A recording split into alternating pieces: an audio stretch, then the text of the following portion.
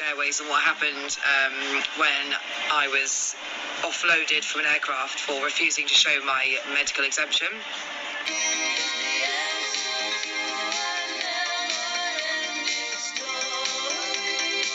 For not wearing a mask. So I went over to Belfast to speak and met some amazing people. I just want to thank them for their hospitality. They're an amazing team over there and they're doing some really, really good work. So I was so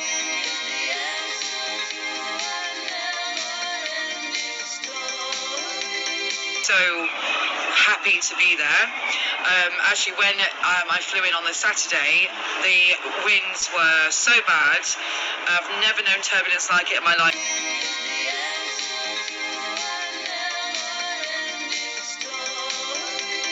And I used to be cabin crew for British Airways as well. We actually had 2 aborted landings. So when we were landing, we were, inches from the tarmac, and we just took off again twice.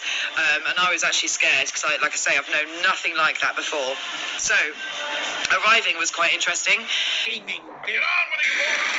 And then when I was leaving on Sunday evening, I boarded the aircraft at, it was 7-ish, 7 in the evening, due to take off at 7:30. And I boarded at the rear of the aircraft, and the plane was already pretty full.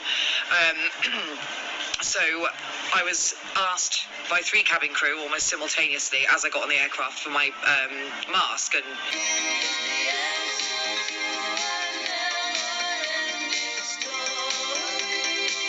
they offered me a mask. They asked me why I wasn't wearing a mask, and I said I was exempt. And they said, well, you need to show proof. Where's your proof? Is it asthma, And I said, no. I said, I don't have to show a medical exemption. I said, I flew out here. I used to work for British Airways, so I know what your conditions of carriage are. I said, you've also got no right to ask me what my exemption is. And they weren't being quiet about it either. So the 3 of them almost... it felt like a little bit of an attack, we've all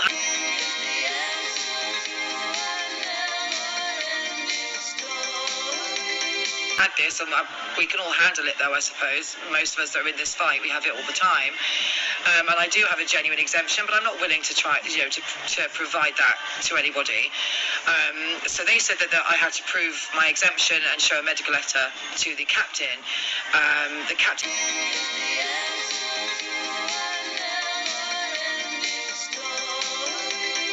out the flight deck, but they wanted me to go and talk to him at the front of the aircraft. So I had to walk down the front of the aircraft and explain myself to the captain, which again I wasn't willing to do. I told the captain that I did not have to prove my medical exemption, and that his staff couldn't ask.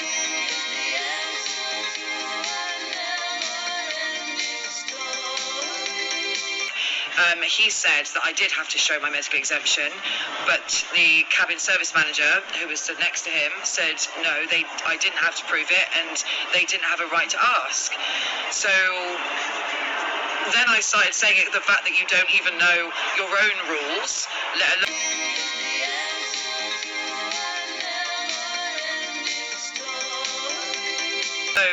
the law. I said, obviously, it's not even a mandate anymore. I said, but the fact is that your staff have just humiliated me at the back of the aircraft. It's like they enjoyed it, and making me walk up here to explain myself to you, the captain, is just unacceptable. So I made my point, and then I was told to go to my seat. On the way back to my seat, the plane was full. Everyone was sat down at that point. It was a full, very, very busy flight, and people started to heckle me, and quite a few people got quite aggressive. A few people said they were swearing, and told me to go and sit down. A few people had a little bit more to say, so obviously I was filming the whole thing. And I videoed a few people who thought that they could tell me that I was holding up the plane, I was being selfish, I just needed to wear a mask. A few other people were shouting stuff out, like, how awful a human being I was. And then the cabin crew came up behind me and said, you need to take your seat. And I said, but this is unacceptable. These people are shouting at me. I said, you've made a big spectacle, and I shouldn't have to deal with this discrimination, also this bullying from the customers, essentially.